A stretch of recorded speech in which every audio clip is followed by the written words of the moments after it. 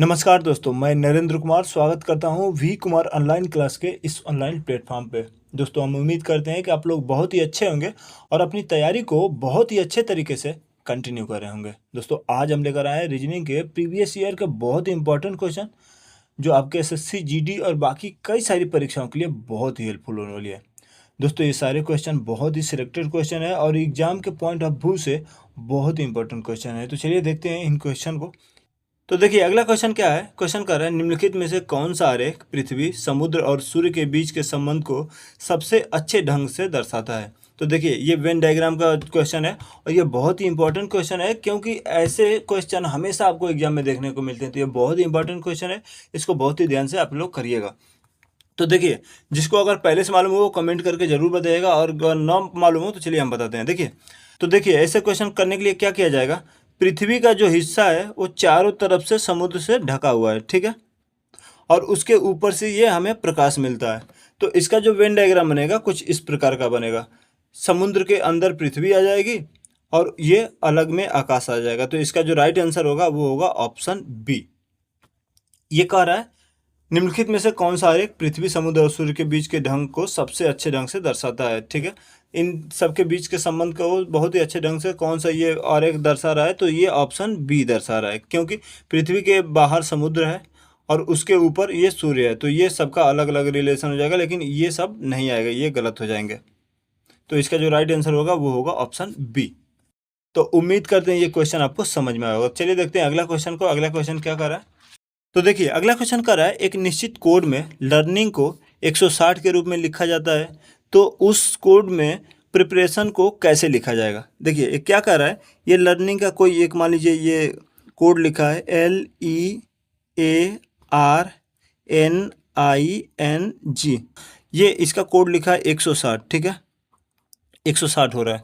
तो इसमें देखिए, अगर देखेंगे तो क्या कर रहा है उसके बाद ही पता चलेगा आगे के लिए हमें क्या करना है। ठीक है, तो अगर लर्निंग का यहाँ पे दिया है तो सबसे पहले तो इसका आपको प्लेस वैल्यू लिखना पड़ेगा। अब जैसे मान लीजिए L12 पे हो गया, E5 पे हो गया, A1 पे हो गया, R18 पे हो गया, N14 पे हो गया, उसके बाद I9 पे हो गया, N जो है 14 पे हो गया और G आपका 7 पे हो गया।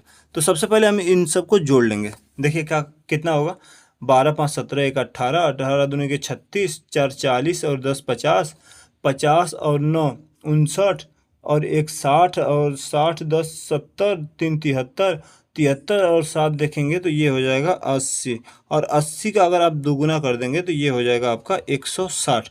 ऐसे ही प्रिपरेशन का पूछ रखा है तो इसको भी हम लोग लिख लेंगे। ये क्या हो जाएगा, PREPARATION।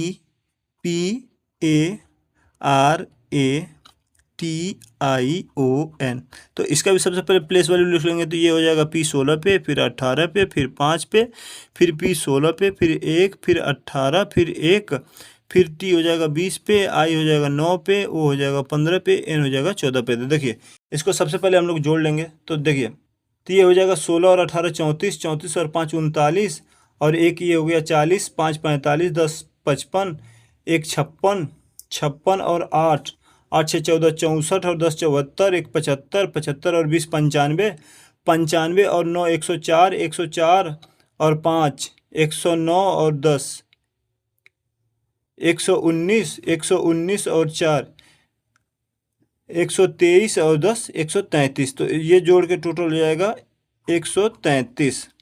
ठीक है, तो यहाँ पे इंटू का 2 करा था तो यहाँ पे भी इंटू का 2 कर देंगे, और उसके बाद जो इसका आंसर आएगा वो आएगा 266, यानी ऑप्शन बी इसका सही आंसर हो जाएगा। देखिए, यहाँ पे जो भी लेटर दिया था उसका प्लेस वैल्यू लिख के उसको जोड़ के इंटू का 2 कर दिया है, उसके बाद ये आंसर आ गया। ऐसे ही प्रिपरेशन का भी आप लिख के उसका प्लेस वैल्यू लिख देंगे और उसको जोड़ के इंटू 2 कर देंगे, तो जो इसका कोड आना था वो यहाँ पे आ जाएगा। ठीक है, तो उम्मीद करते हैं ये क्वेश्चन आपको समझ में आएगा, और समझ में आए तो कमेंट करके जरूर बताइएगा। चलिए देखते हैं अगले क्वेश्चन को। तो अगला क्वेश्चन है, क्वेश्चन का रहा है, दिए गए विकल्पों में से विषम को ज्ञात कीजिए। अब देखिए, यहाँ पे महीनों का नाम दिया है, जैसे मई, जून, मार्च, जुलाई। तो इसमें आपको विषम चुनना है। अब देखिए, विषम कैसे चुनेंगे। तो देखिए, विषम चुनने के लिए इसमें आपको डिफरेंस देखना पड़ेगा। ठीक है, इनमें से 3 तो होगा जो सिमिलर होगा, लेकिन एक होगा अलग होगा, और उसी को आपको छांट के आंसर देना है। तो देखिए, इसके लिए क्या करना पड़ेगा, एक चीज, एक तो आप ये भी देख सकते हैं, मई, जून, जुलाई, एक ये हो सकता है, और मार्च मान लीजिए मई जून जुलाई ये सीक्वेंस में दे दिया और ये अलग से दे रहा है, ठीक ना। लेकिन अगर आप देखेंगे तो ऐसे गलत होगा, ठीक है। एक चीज़ और देख सकते हैं आप, अगर आप देखेंगे तो ये जनवरी फरवरी मार्च अप्रैल मई, मई जो है 31 का है, फिर जून 30 का है, फिर जनवरी फरवरी मार्च 31 का है, और फिर जुलाई आपका मई जनवरी फरवरी मार्च अप्रैल मई जून जुलाई, जुलाई भी आपका 31 का है। तो एक चीज़ आप देखेंगे, ये भी 31 का है, ये भी 31 का है, ये भी 31 का है, लेकिन जो जून है वो सिर्फ 30 का है। तो यानी इसका जो राइट आंसर होगा वो होगा ऑप्शन बी, जून जो है ये इन सबसे विषम हो जाएगा, क्योंकि ये 3 जो महीने हैं वो 31 के महीने हैं और जून जो है वो 30 का महीना है। इसके लिए ये इन तीनों से अलग हो जाएगा। तो इसका जो राइट आंसर होगा वो होगा ऑप्शन बी। ठीक है, क्लियर है, समझ में आया है? तो समझ में आया तो कमेंट करके ज़रूर बताइएगा। तो चलिए देखते हैं अगले क्वेश्चन को। और अगला क्वेश्चन बहुत इंपॉर्टेंट क्वेश्चन है, क्योंकि ये कैलेंडर से है, और कैलेंडर एक ऐसा टॉपिक है जिसका क्वेश्चन हर एक एग्जाम में ज़रूर देखने को मिलता है। तो ये बहुत इंपॉर्टेंट टॉपिक है, इसे बहुत ही ध्यान से देखिएगा। क्वेश्चन क्या कर रहा है, यदि 15 जनवरी 1947 का दिन शुक्रवार था तो 15 जनवरी 1949 को कौन सा दिन होगा।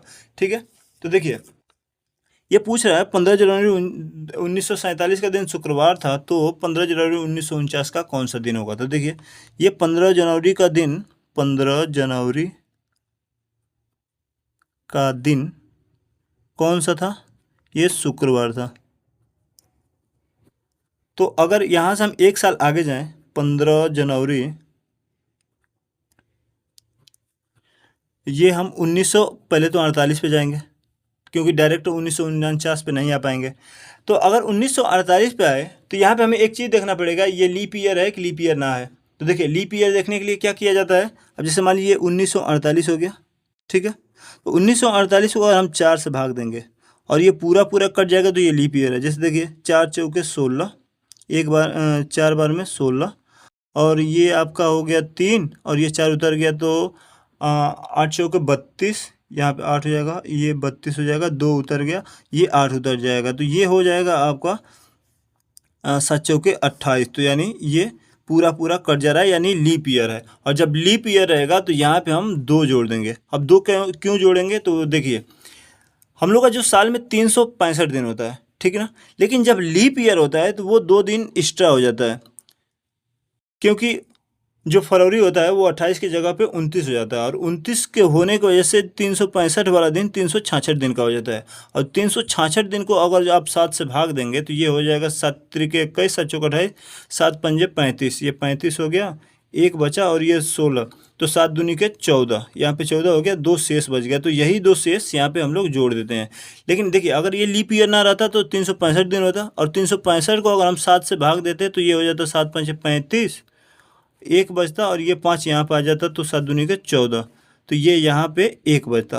तो अगर ये लीप ईयर नहीं रहता तो यहाँ पर हम एक जोड़ते, लेकिन लीप ईयर है तो यहाँ पे 2 जुड़ेगा। तो अगर शुक्रवार से 2 दिन आगे जाएंगे तो कौन सा दिन होगा, शनिवार, और ये हो जाएगा रविवार, तो यहाँ पे रविवार हो जाएगा 15 जनवरी 1948 को। अब देखना है इससे आगे, अब हमें 49 का मालूम चलना है। तो 15 जनवरी 1949, तो जब भी एक साल आगे जाते हैं तो आपको हमेशा याद रखना पड़ेगा, एक साल आगे जाने में हमें एक यहाँ पे अलग से जोड़ लेते हैं। वो क्यों जोड़ते हैं, क्योंकि 365 दिन को अगर हम 7 से भाग देते हैं तो एक शेष बचता है। अगर लीप ईयर ना हो तो वो हम एक यहाँ पे जोड़ देंगे, और लीप ईयर हो तो यहाँ पे 2 जोड़ देंगे, ठीक है। तो देखिए ये लीप ईयर था तो यहाँ पे 2 जोड़ दिए, ये लीप ईयर नहीं है तो यहाँ पे हम 1 जोड़ देंगे, क्योंकि 1949 को आप 4 से काटेंगे तो वो नहीं कटेगा, पूरा पूरा नहीं कटेगा, तो यहाँ पे 1 जोड़ देंगे। और अगर रविवार से एक दिन आगे जाएंगे तो वो हो जाएगा सोमवार। तो इसका जो राइट आंसर होगा वो होगा ऑप्शन ए, यानी सोमवार। तो उम्मीद करते हैं ये क्वेश्चन आपको समझ में आया। अगर समझ में आया तो कमेंट करके ज़रूर बताइएगा। तो चलिए देखते हैं अगले क्वेश्चन को। तो देखिए अगला क्वेश्चन क्या कह रहा है दी गई आकृति में कितने आयत हैं। तो देखिए अगला क्वेश्चन बहुत इंपॉर्टेंट क्वेश्चन है, क्योंकि ऐसे क्वेश्चन हर एक एग्जाम में आपको जरूर देखने को मिलते हैं। तो ये यहाँ पे आयत दिया है और पूछ रहा है इसमें कितने आयत हैं। तो देखिए इस आयत को जोड़ने के लिए क्या करेंगे, सबसे पहले जब भी आपको ऐसा आयत दिखे, अगर मान लीजिए आपको कोई सिंगल आयत दिख जाए, तो अगर इसमें पूछे तो आप, कोई भी आपसे पूछेगा कितने आयत है तो आप बहुत ही आसानी से बता देंगे एक है।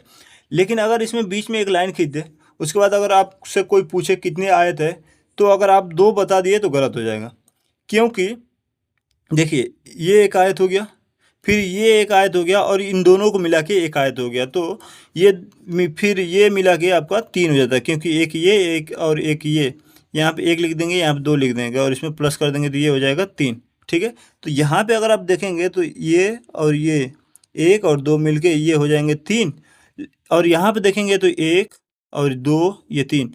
तो देखिए जैसे यहाँ पे आप किए हैं 1 + 2, ऐसे ही यहाँ पर आप कर लेंगे, तो ये हो जाएगा 1 + 2 और प्लस का 3, तो ये हो जाएगा आपका 6। तो यहाँ पे हो जाएगा 6 आयत। उसके बाद यहाँ पे भी वही 3 हो जाएगा जैसे ऊपर हुआ है, तो ये आपके कितने हो गए, 6 6 12 हो गए। लेकिन अभी भी इसमें आयत हैं, क्योंकि अगर आप इसको मिला दें तो ये एक आयत है, और अगर आप ऊपर से एक मिला दें तो ये एक आयत है, यानी 2 आयत है। तो 12 और 2 मिला के हो जाएंगे आपका 14। तो इसका जो राइट आंसर होगा वो होगा ऑप्शन ए 14।